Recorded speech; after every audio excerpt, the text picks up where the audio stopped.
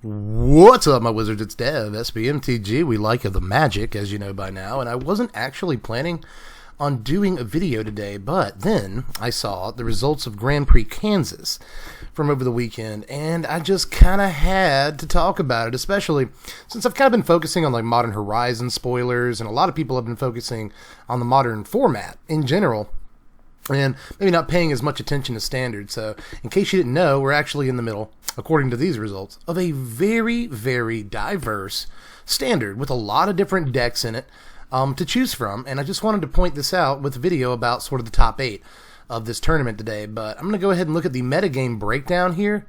And just talk about that for just a second. Gruul Midrange being the most popular deck at the tournament is a little surprising, honestly. 28 lists, 18% of competitors were on Gruul Midrange for this thing, and I think that that is a really interesting, first sort of perspective just to kind of look at, because Gruul Midrange is not what I would have expected to be the most played deck over the weekend. I would have figured it'd be Red Aggro or Esper Control or something like that, but instead Red Aggro was the second most played deck, so not really a huge surprise there. Still just under a 15% meta share, which is a lot. But that's the beautiful thing about the standard, is that like there is no de facto best deck, and it seems like it's been a while since we've had a standard that was so sort of unclear as to what the actual like best deck is. We got 3 different 3-color control decks. That's saying something. A bunch of different mid-range decks, and then sort of combo-y decks like Phoenix, and even I'll throw Dreadhorde in there, even though it's not really a combo deck, it's more of a grindy deck. It's still looking for specific pieces to pull off a late game plan. And then you got Esper Midrange, which is effectively the Esper Hero deck, basically an Esper Aggro. It says Esper Midrange, and it is a midrange deck, but it's going to fill its board quickly.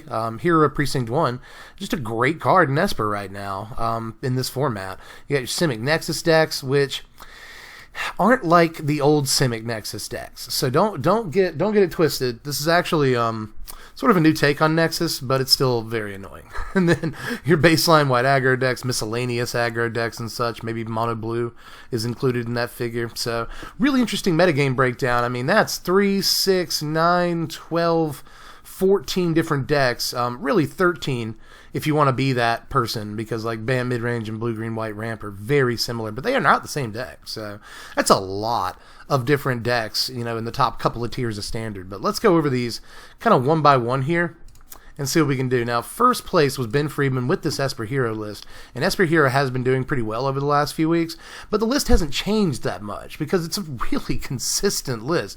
And you got your Hero Precinct 1 over here. As sort of the backbone for the deck, it's your 2-drop that you want every game, but in case you don't get it, you have some control-y elements in here. There's Thought Erasure to get important stuff out of people's hands, but also you're trying to like protect Hero Precinct 1 in this deck, and that's really important to have Thought Erasure to make sure you can get removal and stuff out of their hand. This just really pulls like double and triple duty in a deck like this. This also plays 1 copy of Command the Dreadhorde, which is probably the spiciest thing in the entire deck. I mean, mostly you're going to be casting Command late game as sort of a safety valve, let off the pressure after you've used your Liliana, after you've used your your D-Spark, your Oath of Kaya, all this stuff, or your Elder Spell especially, all this stuff to kill creatures and planeswalkers even, and then just Command the Dreadhorde and get all that mess back. And the whole while you've got stuff that sort of helps you prolong the game. Basilica Bellhaunt. I've talked about Basilica Bellhaunt at length before. I think this is just a ridiculous 4-drop. And it's good in pretty much every deck that I play it in. And I was going to say, I don't know why people haven't caught on, but I guess people have. I mean, we've seen Basilica Bellhaunt in Esper Hero deck since last season. It just didn't really catch on as a tiered deck until just now. But obviously this deck gets access to both Big T and Little T, Baby T and Ice T, Mr. T and Sweet T, I guess we'll call them. But 3 and 5 minutes of Fairy are just like ridiculous cards right now. And I think that like some sort of blue-white mid-range deck might actually be able to take off just on the strength of these 2 cards, especially how annoying Baby Teferi is. And it is insanely annoying. It's just really good after Hero Precinct 1. It's incredible tempo. So these cards go together very well. Very, very well. But you've also got just game-ending stuff. I've already shown you Command the Dreadhordes. If the game goes too long for your taste, you just win off of that. But there's also Liliana in here, which is just crazy. Narset also to kind of round out the Planeswalker package, but almost every card in the deck, aside from the 8 creatures that we play, is going to be a non-creature spell, except for the lands, obviously. So this is going to hit on something all the time, and this actually makes our 1-ups a little bit stronger. You know, it helps us get the Elder Spell, helps us get Command the Dread Horde. So I was a little surprised to only see one search in here, but it's not really a control deck. That said, in the late game, if it can flip over a search, then it can also help find things like the Elder Spell or Command the Dread Horde to kind of close the game out. In the meantime, though, you can also just go like Hero turn 2, into like Oath of Kaya on turn 3, and that's really good tempo too. That's going to beat a lot of the aggro decks in the format, like that play sequence. Same thing with Hero into Teferi. Like, this beats a lot of aggro decks in the format, especially if you're able to follow that up on the 4th turn with a Basilica Bell Haunt or something. Like, things get out of hand really fast, and the tempo is just very, very real with a deck like this. Plus, again, it's got things like Thought Erasure to you know, keep you off your plan or keep you from disrupting their plan, depending on what they're playing against. And then, you know, again, just regular decent removal. Tyrant Scorn, Oath of Kaya, these are obviously both very good if you've got a hero out, but they're really serviceable removal spells one way or the other. So I just really like, I've always liked the way Esper Hero has been built, but I think it picked up some really important pieces, mostly Time Raveler, but a couple of important things this season to really make it a real deck. Again, just like late game blowouts with Elder Spell or Command the Dread Horde are relatively common if you're not able to get to the point of the game where you just like kill them with a full board of hero tokens on like turn 6. So again, games are going to go longer than that pretty much every time, and cards like Command and Elder Spell are just like blowouts in those situations. I was a little surprised that this deck plays 26 lands, but it's got to hit its drops, and it's looking for like 5 drops, a couple of 6 drops like Liliana, and it doesn't have all the ways in the world to like draw into its pieces. You know, this deck used to play Discovery Dispersal, but note that it doesn't anymore. It doesn't play Thief of Sanity anymore either, because there's just too many good plays against Thief on turn 3 and 4. Really, it doesn't matter who went first or who drew first. If you go like Thief of Sanity turn 3 and you're on the play and you say go and they hit Teferi, like, it's just, that hurts really bad. Plus, like, Shock is everywhere. Moment of Craving is in the deck that, like, Shock isn't in. So, like, that's for control. So, it's just, you don't really see much Thief anymore, even though it looks really, really good for a deck like this. Like, it's not even in the 75. It's not even in the sideboard, which I don't know how I feel about, but a lot of these slots are being used very well, you know? Like, you've got extra removal against like really heavy aggro decks in the form of Cast Down, Cry of the Carnarium, which actually doesn't hurt you as much as you think it does. Plus D-Spark against decks with big stuff, not just creatures, but, you know, obviously Planeswalkers, enchantments, Experimental Frenzy, Wilderness Reclamation, yada yada. So that can be an important card, obviously. And there's one of the main deck, one on the board.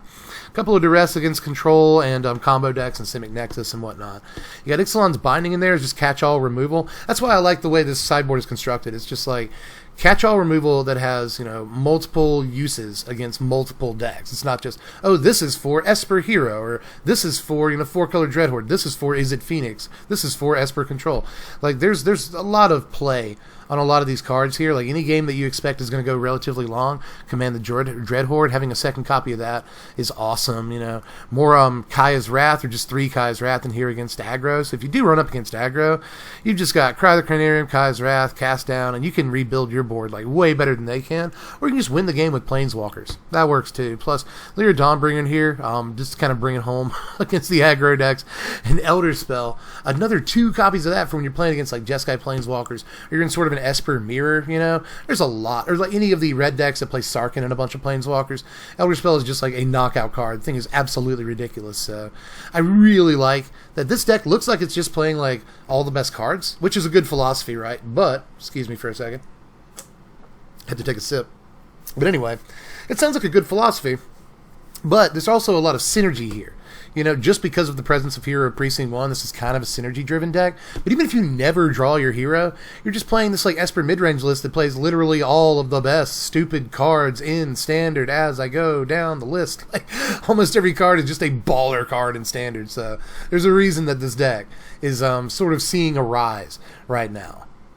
Now, as far as the next deck, Red-Green Midrange, this from Michael Byers. The first one from Ben Friedman. It's the celebrated Ben Friedman. This one from Michael Byers. And this, which is almost Michael Myers. So you have a really, really sweet name, buddy. But this deck is just a little bit different than some of the standard Gruul stuff we've been seeing over the course of the format.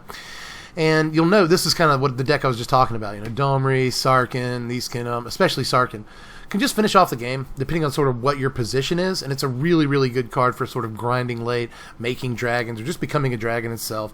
I love a lot about Sarkhan. You guys have seen me play this on camera before, and hopefully that helped prove, even though I did misplay a couple times in that video, in case you don't remember. It just proves that Sarkhan is just this ridiculous card. Once it comes down, it can just go through a bunch of different board states, and there's a reason it's such sort of powerful played card right now in these Gruul lists, and even some of the mono-red mid-range lists, but mostly it's these Gruul lists you'll see it in. And at first, you saw it in lists with like 4 Chandra, 4 Domri, 4 Sarkhan, but people have really cut down on that, and they've sort of, looked at the creature plan a little bit more, and that's what I really want to talk about, because yeah, you don't see Thorn Lieutenant in these decks every day. Sometimes you will. It's not really spicy or anything, but if there's one just like maybe spiciest thing of the, I can't even talk, like spiciest thing of the day that just lends all the flavor, all the bang to this list, it's Living Twister. This was actually on my sleepers list for War of the Spark.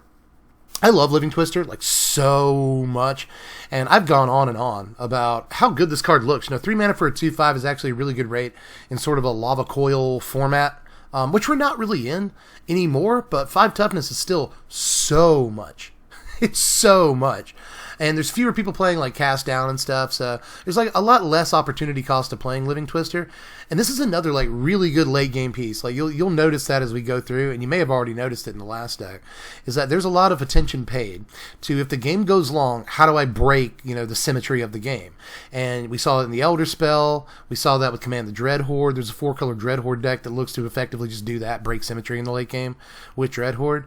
Planeswalkers like Liliana and even Big Teferi, these are all just game breakers in the late game, and they look to sort of break the board state and allow you to get this sort of repeatable value. And Living Twister actually kind of does all those things for a relatively low price, super low starting investment, to the point that if you rip Living Twister on like turn 9 or 10, it's really late, this can come down and immediately start generating value for you. Immediately start returning a couple of lands tapped to your hand, or tap lands to your hand, and then just discarding those for value, busting up creatures, killing that 4 power or 4 toughness thing, or just hitting your opponent in the face. Like this is a relatively quick-ish deck. Thorn Lieutenant on turn 2, or like Llanowar Elves into Living Twister, or not Living Twister. You could do that if you Stomping Grounds on turn 1, but Llanowar Elves into like Gruul Spellbreaker or something like that, and get these like fast starts. And Rekindling Phoenix, Skargan Hellkite, and now Living Twister are all ways of sort of backing up that early advantage, and turning it into sort of, I guess, keeping your thumb on the scale is a good way of putting that. Keep the pressure on early, get these big like spot drops in. It's like spots in a wrestling match. Llanowar Elves to kind of dip your toe in. Gruul Spellbreaker as the big, like, the first big spot. And then to kind of sustain the match and finish things off after the crowd is kind of getting out of it, Living Twister, Skargan, even Rekindling Phoenix of the old bad boy Rekindling Phoenix will all come down and sort of be finishing moves to end the match for you. And I've always liked the philosophy of this Gruul mid-range deck in specific, because again, this is another deck that's just like, let's just play the best cards. Gruul Spellbreaker, Rekindling Phoenix, Llanowar Elves, Skargan Hellkite is actually a ridiculous card. Sarkhan is one of the best cards. Domri is great in this deck, especially alongside like Rekindling Phoenix, Skargan Hellkite, or even Living Twister. Just being able to say like, nah, don't counter this guy this turn is ridiculous. The ramp is really good in a deck that's trying to get, things like Sarkhan and again Skargan Hellkite. The ramp can be really important there. So Domri is a great card, and it's an extra piece of removal. A deck like this has Shock and Lightning Strike, but not really a whole lot of removal that, can reliably take out big-ish creatures. And Domri can do that if you have a big creature of your own on the board. And it's really good with, like, Rekindling Phoenix. Even if Phoenix dies in that exchange, it'll come back. So, Skargan Hellkite is a huge thing. And there's going to be times where, like, you can go ahead and Domri, for instance, have your Skargan Hellkite like fight something, and then hit the activated ability on Hellkite to like finish something off, or kill 2 small creatures, and just do all of this destruction to the board in one turn with like a Hellkite and a Domri. Or, you know, you could always just do the tried and true, like, oh, I have a Domri, and then turn 4 I'll play a Phoenix, and then turn 5 I'll play a Sarkhan, and then I'll just get in with a Phoenix and a Domri, you know, after plus 1ing the Sarkhan. There's just a lot of, like, lines that this deck can take, almost no matter what it starts the game with. So, almost no matter what its opener is, it's going to be able to do something. You know, starting on turn, as early as turn 2, you know, Spellbreaker, Lana Wells and the Spellbreaker. But by turn 4 or 5, it can easily turn the corner, even if it loses a little bit of early game life, because these things are just like huge brick walls to aggro decks. Even Thorn Lieutenant is a huge brick wall to something like Mono Red Aggro, which is the most popular aggro deck in the format, so you can see why they play it. But I just love Living Twister in here so much. I'm so glad that it gets a moment, even if it's never in these Gruul mid-range decks again. I still think that it's a really, really good call for the meta right now, especially in a meta that's looking to do stuff in the late game. Living Twister is just insane. But aside from that, you see sort of the regular stuff, you know, Lava Coil on the board from, you know, you're playing against creatures, War Boss against control decks and other slower decks that have a hard time filling the board, Mortal Sun against Planeswalkers, because we actually don't care that much about our Planeswalkers, Thrashing Bronzodon, which is against, you know, mostly enchantment-based decks and stuff. And then Tibalt Rakish Instigator against decks that want to gain a lot of life, but mostly that's going to be control, and decks like that use like the Wild Growth Walker and Hydroid Krasis plan. Tibalt can be pretty decent against too. So a lot of sort of ideas. I like how they've taken a couple of pages out of Mono Red Aggro's book, you know, like Tibalt in the sideboard is a Mono Red move. Legion War Boss, you see a lot in these mid-range decks, but that's still kind of an OG Mono Red move, you know. Excuse me, pardon me. I didn't mean to just cough out of nowhere.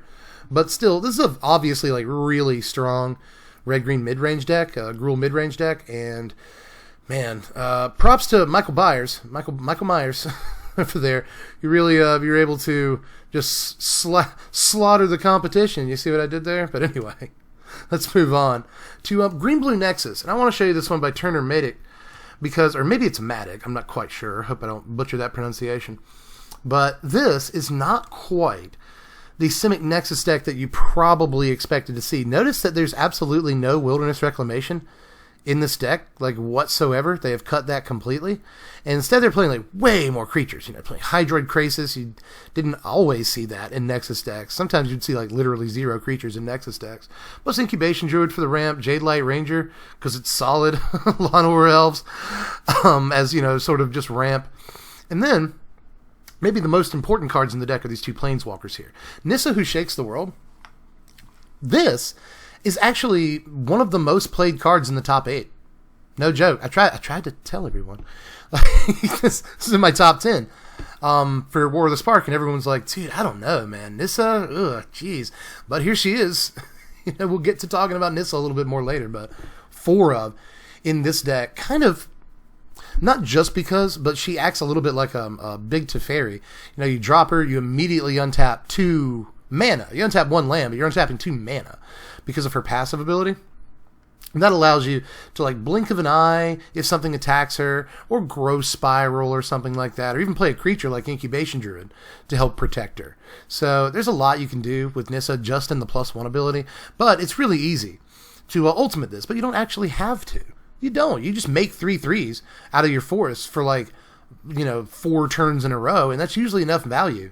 But even if you're not doing that, you know, even if you're not +1ing all the time, you will +1 pretty much every turn, but still, even if you're not winning the game that way, just the ramp on this, like, this is, again, one of the best passives of any Planeswalker in War of the Spark, and your ability to just do broken garbage just goes through the roof when you land a Nissa.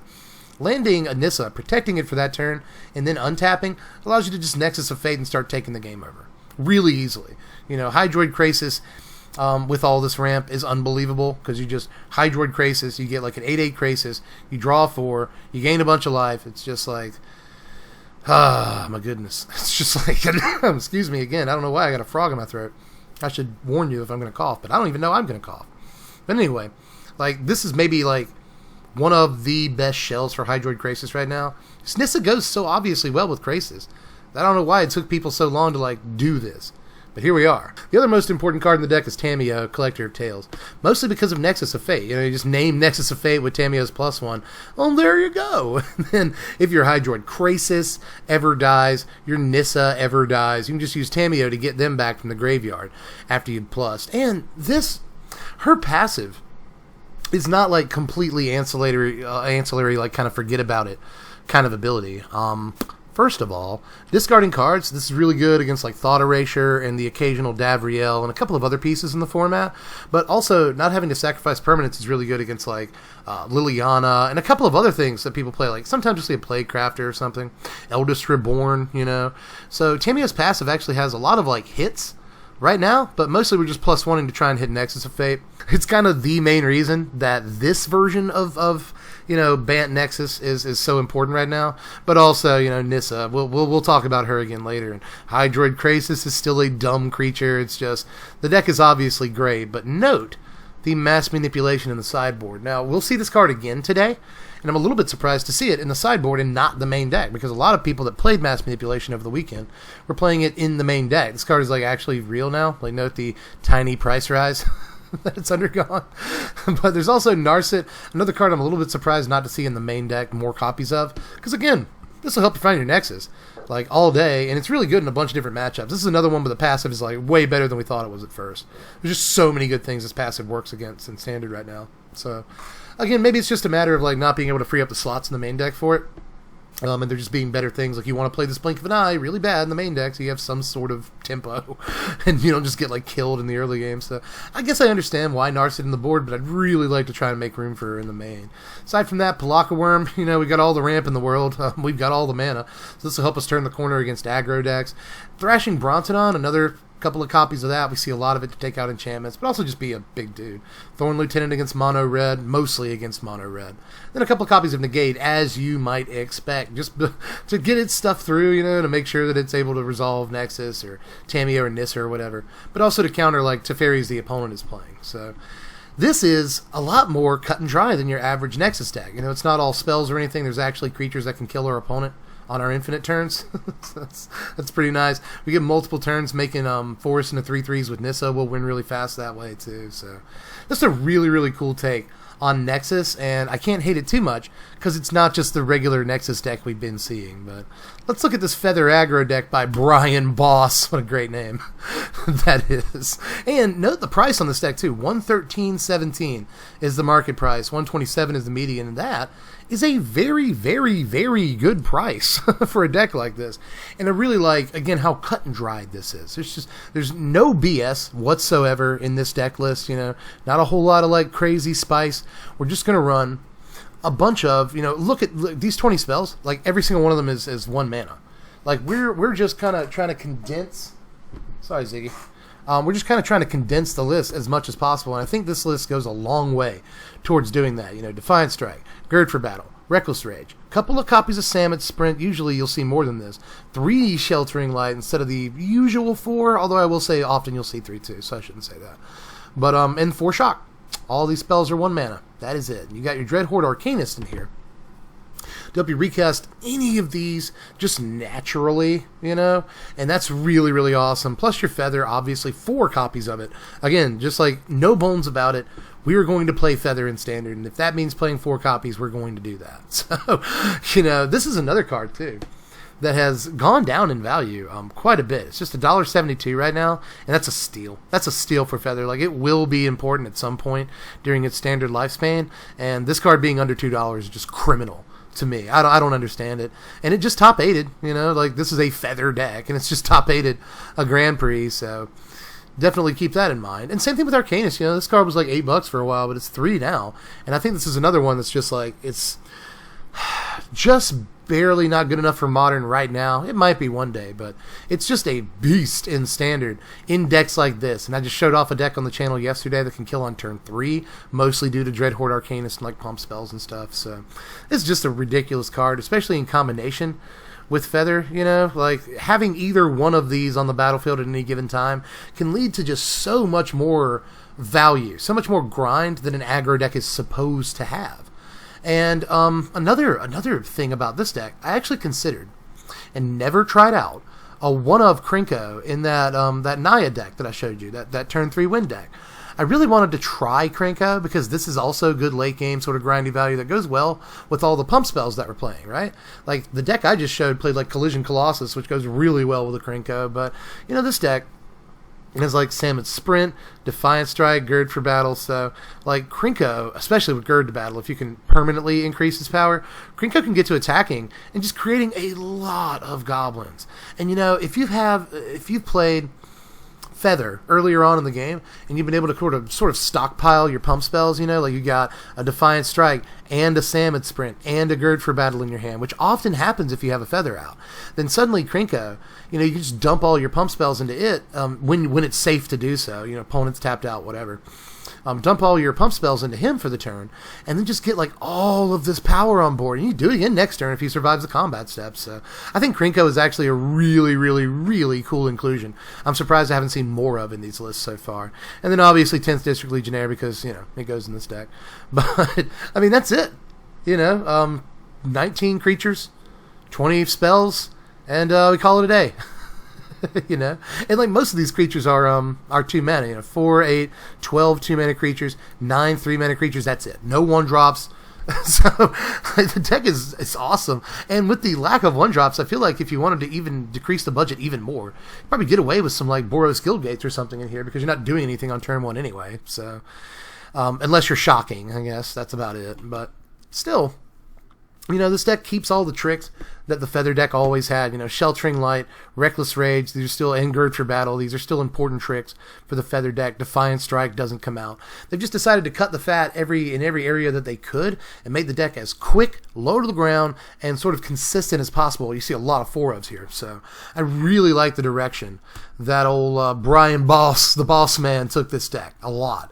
But aside from that, we also saw Andrew Zigas with Blue Red Phoenix, which is a deck that, like I said a little bit earlier, has been sort of in the middle tiers of the top tier for a good long time now, and it hasn't really evolved that much. Although this one's playing a couple of God Eternal Kefnets, which you don't see every day, but you will see on occasion. It seems like the first couple of turns are always like really slow. You know, these opt, chart a course on turn 2, drop a Phoenix in their yard. So they give you a lot of time to set up for their plan, react to their plan, all that. But they still get to 3 spells really quick. Really quick. Sometimes as early as turn 3, you know, or their Radical Idea on turn 2. And it just like before, you know, around turn 4, it becomes really easy for them to cast a bunch of spells. Like, it's unbelievable. What this deck is capable of, even though it doesn't look like much. Like, it's always looked like kind of a meme. And Arclight Phoenix was that at first. I am now almost YouTube MTG famous for being the only person in the world that was like, I think Arclight Phoenix is actually a really good card, you guys. It was in my sleeper list. And now look where it is. It's one of the best decks in Modern. You know, but it turns out its little standard brother can do an awful lot too. And even though we haven't seen all the evolution in the world from this list, it is doing a couple of things I didn't expect it to do. Let me just put it that way.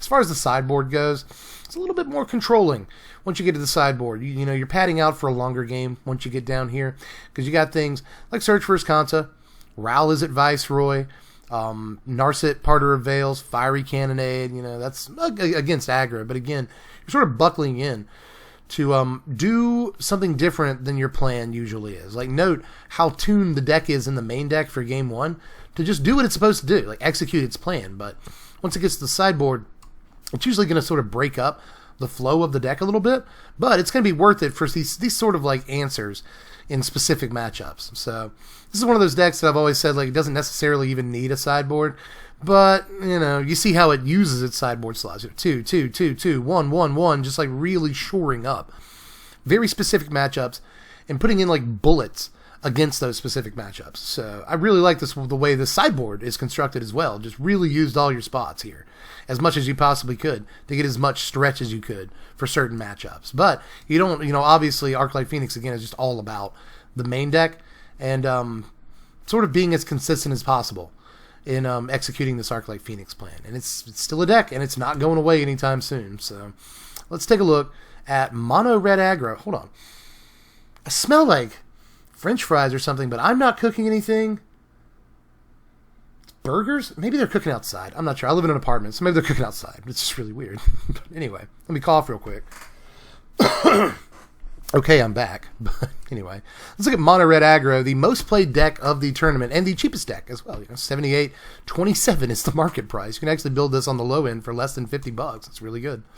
less than $40. You want to get specific, but still, this deck has no real evolution whatsoever. I mean, I hate to be like that guy. I'm just not excited about this deck anymore. Nobody is. It's just one of the de facto best decks, and that's all there is to it until Goblin Chain Whirler, at the very least, rotates out in the fall.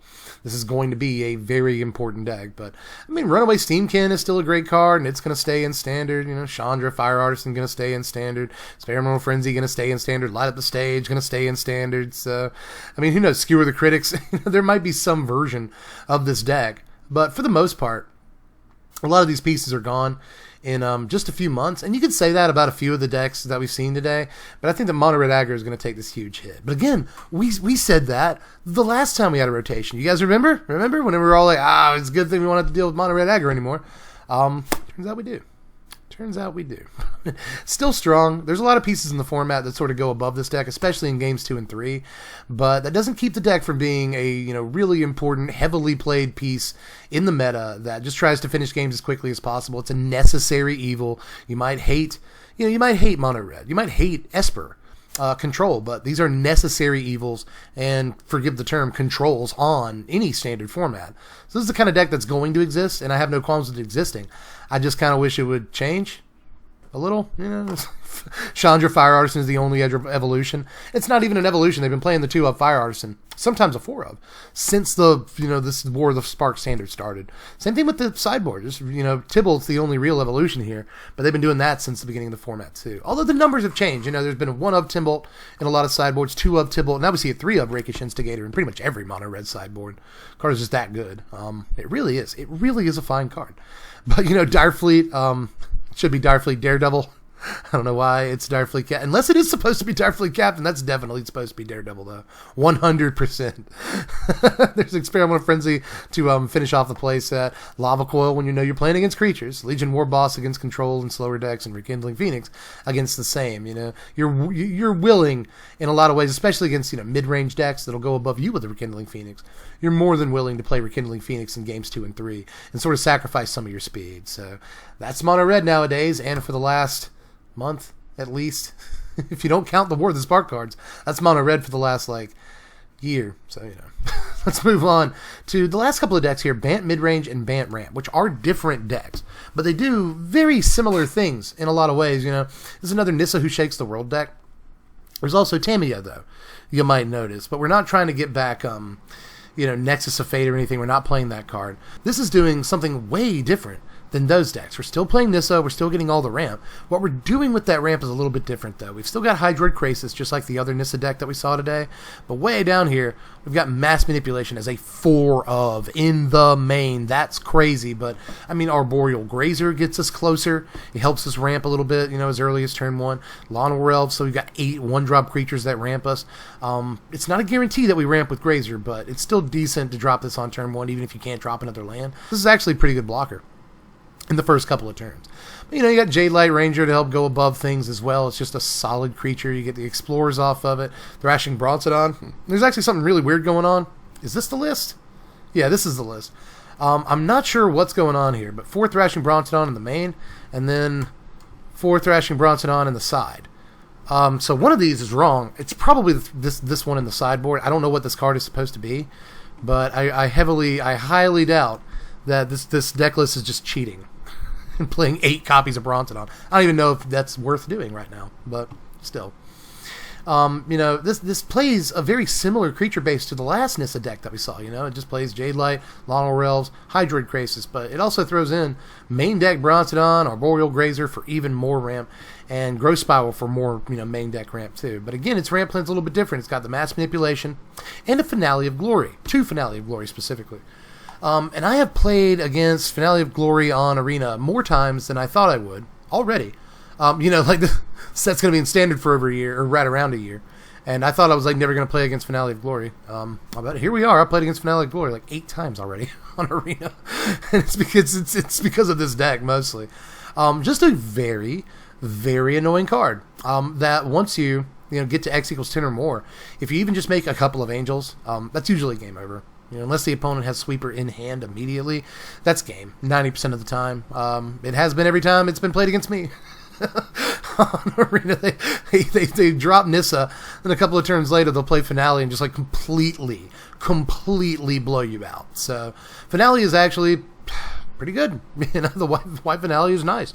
You could play the green Finale here. It's probably not as good as the white one. You could play the blue one, but it's probably, again, not as good as the white one. If you're going to play an X spell in the deck besides Mass Manipulation, this is probably a really, really good choice, and it's kind of one of the entire reasons the deck is white, other than Baby Teferi. But I can see why the deck plays it. The Simic Nexus deck lacks a good defensive piece, especially, relatively early in the game. Lacks a good tempo piece like that. It's got a couple. But it lacks like an all-star, an outstanding piece of just like, no aggro, get off my back. And Teferi's really good at doing that. So, return something to their hand, draw the card. They have to attack into it if they don't want it to get crazy. So this can save you, a lot of life, a lot of damage, a lot of tempo, and get you a card, too, in the deal. So Teferi is just a shoe-in for a deck like this. And if you're going to play white for Finale anyway, you play Teferi. Although I imagine the thought process was actually like, well, we're playing Baby Teferi, we might as well play Finale, right? This is one of the other thought process, that's what was going on. But anyway, 27 lands in the deck. I want to point that out real quick. 27's a lot, but we've got our Boreal Grazer and Growth Spiral in here.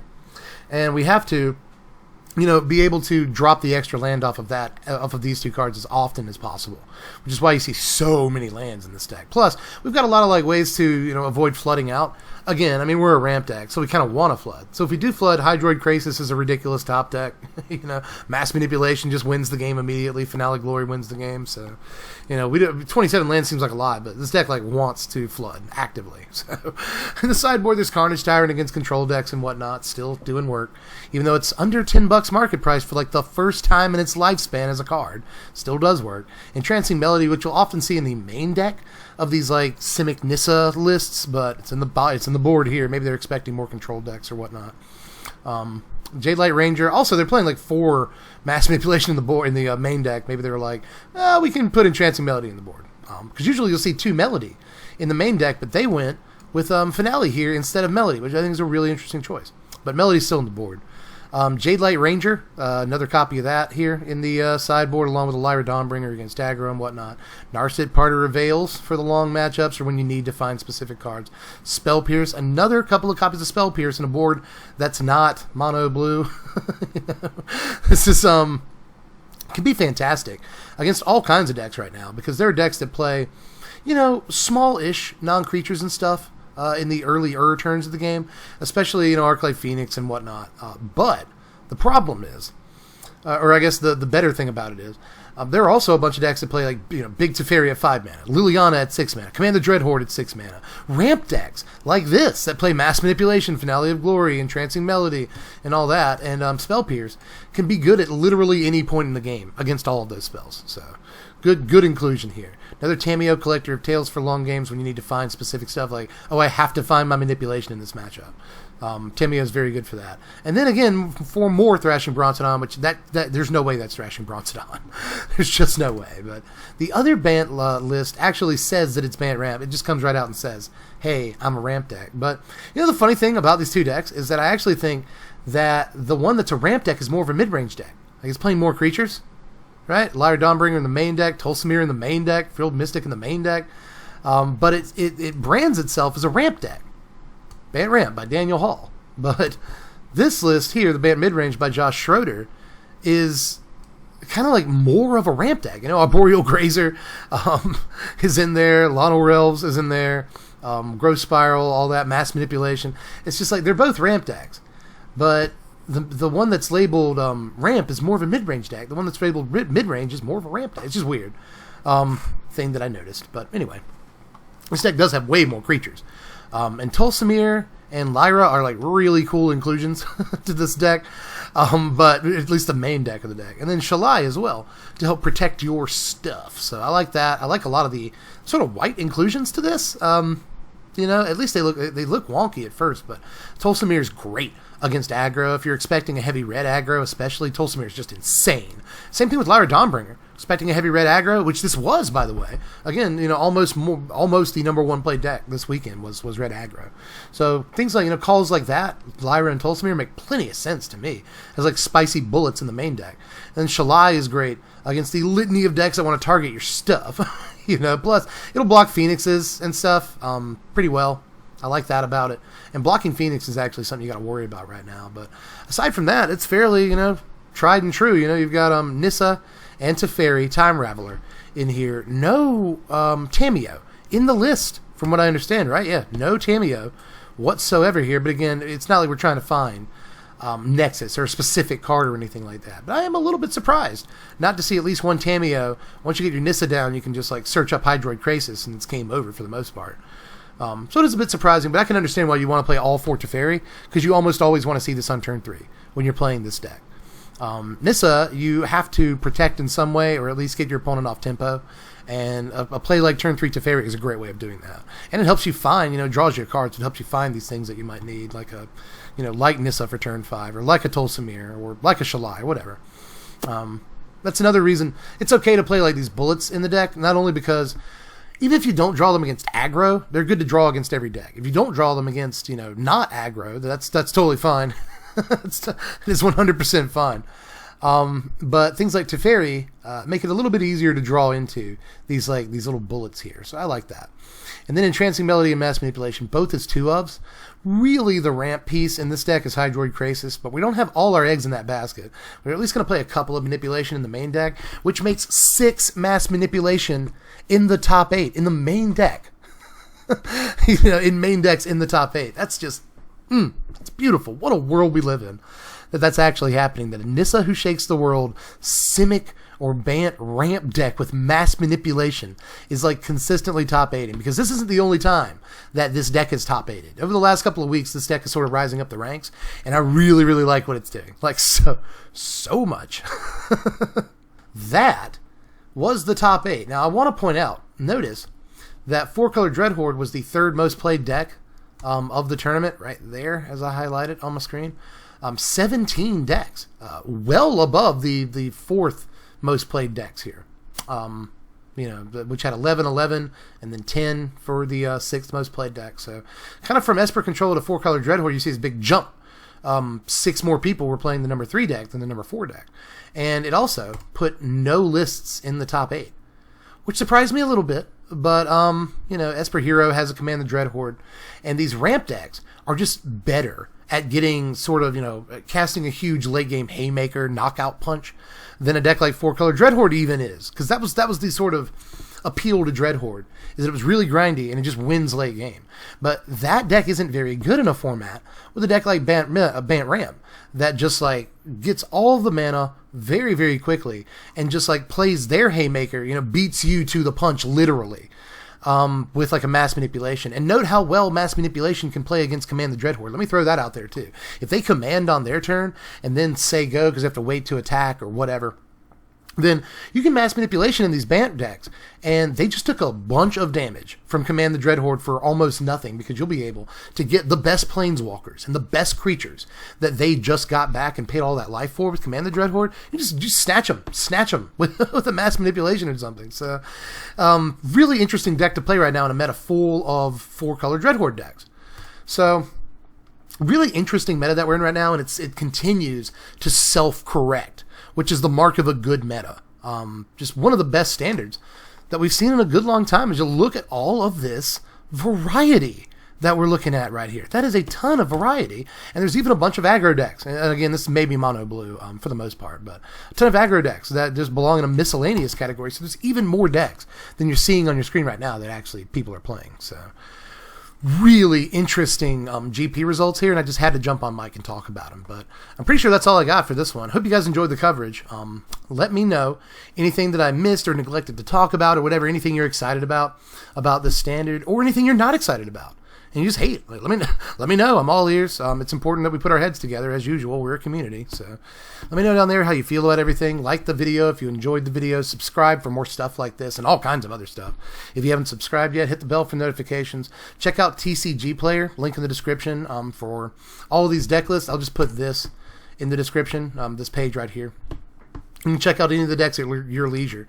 And, yeah, you can also check out the Patreon if you want to support content like this and get rewards for it and whatnot. Link in the description for that, too. Plus, links to gameplay and deck techs and all that kind of stuff. Just hit show more below me down there, and just a wealth of information will open up to you. So, but aside from that, I think I'm pretty done on this one. So I will catch you cats in the later time. Thanks for watching, my wizards. Spread love and be kind.